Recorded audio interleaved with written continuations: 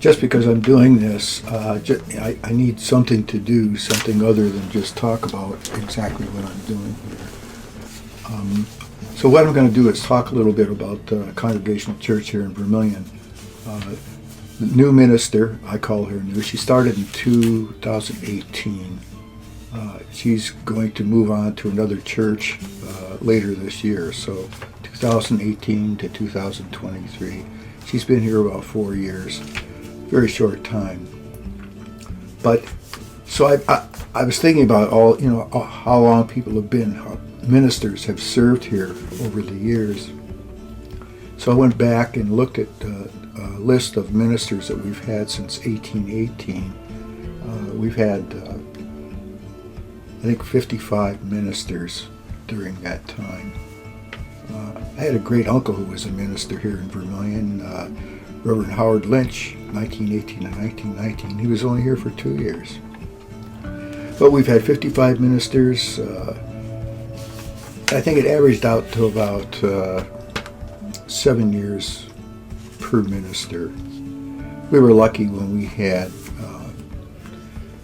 Reverend Bertoni, who was here for about, I'm going to say 30 years, a good 30 years he was here. And prior to that we had Reverend English, and that was another 30-year ministry.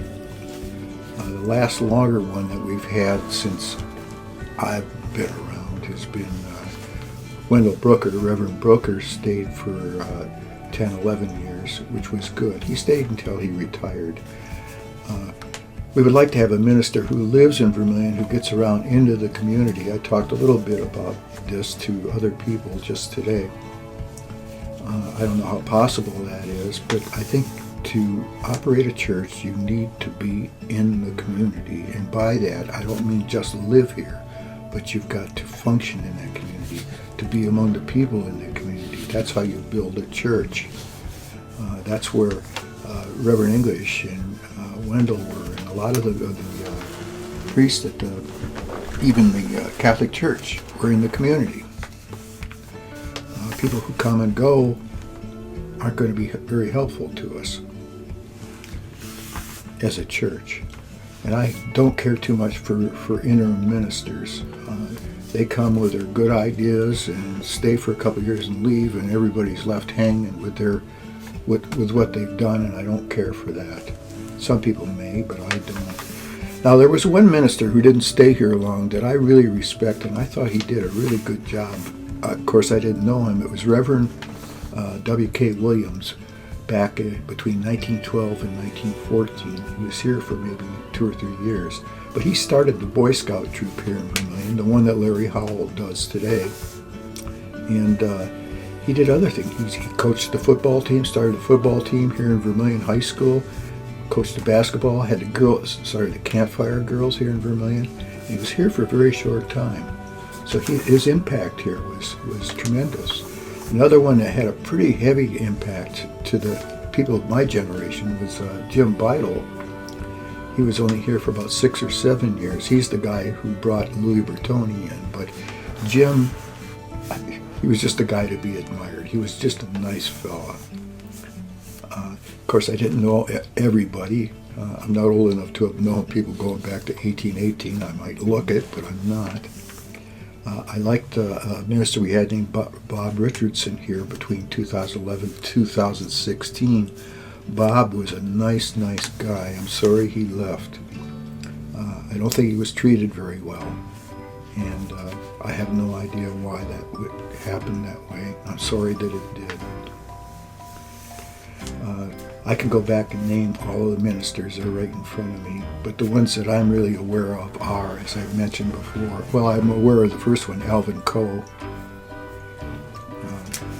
1818 to 1819. Brad Street, I'm aware of him. Of course, Jotham Goodell, 1843 to 1847. Jotham was the minister of the church when it moved and was built here behind the museum here, the old Congregational Church. Not the one that's there, but the original one, back in 1847, was it? Or 1838, excuse me. could have been 1847, right around there. He was a real character. I have a lot of writings that were done by Jotham, and I liked the way he wrote. He talked about a bridge that was there between the past and the present, and that's always infatuated me. That's what writing is about, a bridge between the past and the present. He was a good minister. Of course, I didn't know him. And if I go through here really quickly, coming into the 20th century, Cayley I was aware of, Swisher I was aware of, the Williams I've just mentioned, Mummy, Atwood, Lynch, Howard Lynch. Howard Lynch was the reason that my family, that I'm here in Vermilion. My dad, that was his uncle. My dad, after the World War I, came to Vermilion to visit his uncle, who was the minister of the Congregational Church. It was Howard Lynch. And when he was here, Reverend Lynch knew that my father had done some printing before he went into the war, went into the army, so he suggested that he go over and see the people in the print shop behind the church, which was my grandfather and grandmother, and he did. And essentially he never left, and that's where my family started, at the Terrence here in Vermilion. He married the boss's daughter. And I will mention several things. I liked Reverend English. One of the big things, maybe not big, but one of the things I always remember, distinctive things I remember about Reverend English, was that he always wore a red necktie. I thought that was cool, always cool.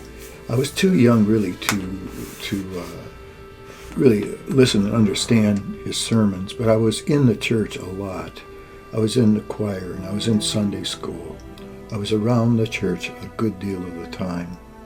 Not that I was so religious, it was just something we did. It was a social thing more than anything. And I remember quite a bit about Mr. Beidel, Reverend Beidel. I remember when he first came to Vermilion, he lived in the old parsonage on Ohio Street and Washington Street on the corner there. And I was playing basketball in the summertime. I wasn't going to church. I was skipping church. So I was up in the basketball courts behind South Street School shooting hoops by myself. So I'm up there and I'm shooting hoops, and I turn around and I see him coming up the street, walking over to the church to go for his duties at the church on Sunday. And I thought, uh-oh, I'm going to get into trouble. I felt like I was skipping school.